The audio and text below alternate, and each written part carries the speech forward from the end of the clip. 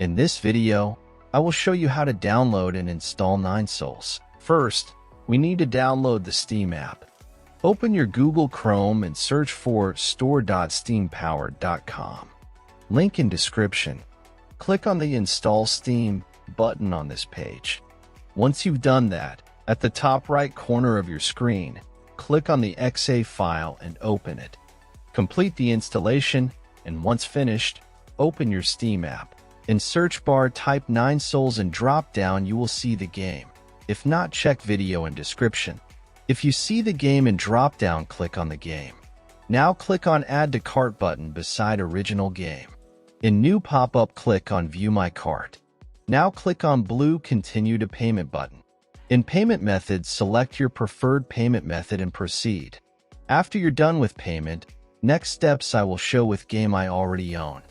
After completing the purchase, go to your library. You can use the search box to find game you just bought or navigate directly to the games category. Next step I will show on game I own. First, click on the game you want to play. Now click Install. Complete installation process. When installation completed, click to play, and that's all.